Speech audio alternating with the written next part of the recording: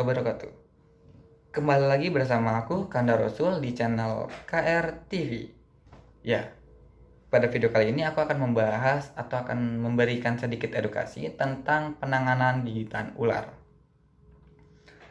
Perlu kita ketahui, beberapa minggu terakhir ini kita dikejutkan dengan berita tentang keberadaan ular yang meningkat di lingkungan sekitar kita. Salah satu penyebab kejadian kematian pasca gigitan ular adalah kurangnya pemahaman terhadap penanganan gigitan ular berbisa.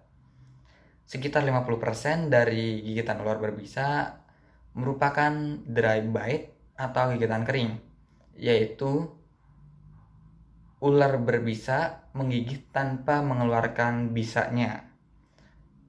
Dry bite ini bersifat tidak menimbulkan gejala sistematik. Nah, selanjutnya 50% pada bagian tersebut yaitu gigitan basah, di mana gigitan basah ini adalah si ular menginjek bisanya dan masuk ke dalam tubuh kita.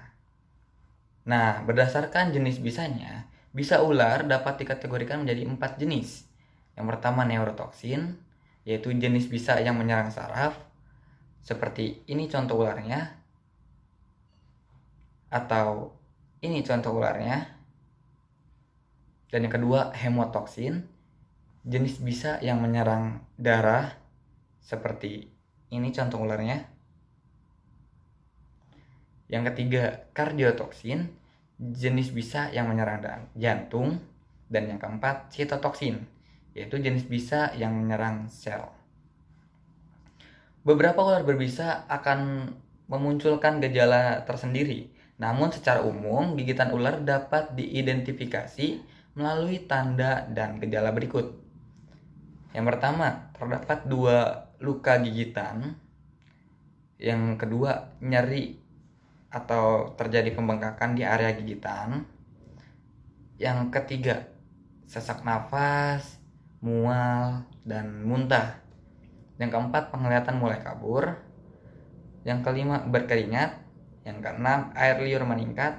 Dan yang ketujuh, mati rasa di area gigitan tersebut atau di wajah juga biasanya terdapat. Nah, berikut beberapa cara yang perlu dilakukan ketika kita tergigit ular berbisa. Yang pertama, tetap tenang dan usahakan untuk mengingat jenis ularnya, warna atau motif ular, serta ukuran ular tersebut. Yang kedua, kurangi aktivitas dan melakukan imobilisasi. Apa itu imobilisasi?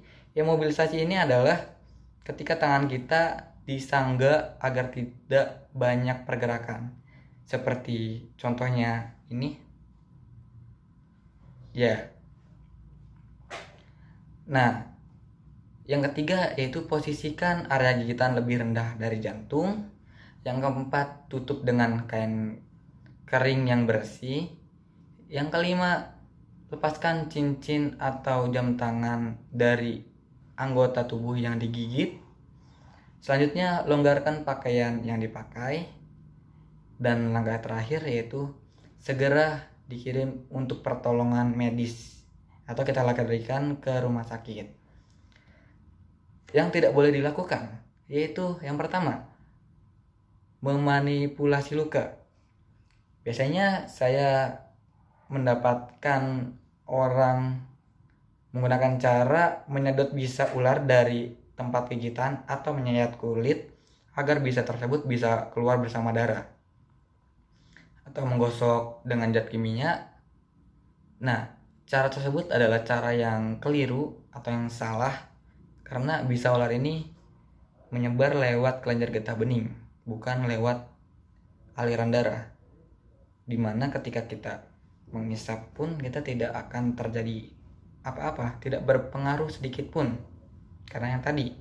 Oke. Yang kedua, mengikat pada area gigitan.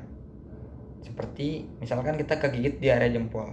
Nah, pada bagian jempol ini kita gigit. Nah, itu adalah hal yang salah. Yang betul adalah dengan cara imobilisasi yang sudah saya jelaskan tadi. Nah, selanjutnya dilarang minum minuman alkohol. Dan yang terakhir yaitu dilarang mengejar atau menangkap ular yang telah menggigit kita. Karena ketika kita belum mengetahui jenisnya, terus kita terkena gigit kembali, itu sama saja kita menambahkan 2 ular yang menggigit. Itu sangat fatal. Apabila ular yang menggigit tidak berbisa, maka dokter biasanya akan memberikan antibiotik. Di Indonesia sendiri antivenom yang tersedia adalah serum antibisa ular, biasa disingkat dengan SABU, yang diberi nama Polyvalent.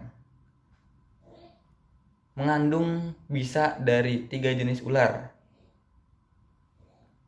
yaitu ular kobra Jawa, Najas putratrik,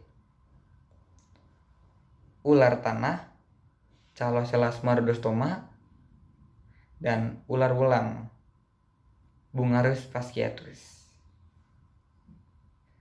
Oke, mungkin sekian video edukasi dari aku. Kurang lebihnya mohon maaf. Semoga kita terhindar dari gigitan ular berbisa karena berdampak sangat-sangat fatal. Billahi fisabilil haq, fastabiqul khairat. Wassalamualaikum warahmatullahi wabarakatuh. Peace.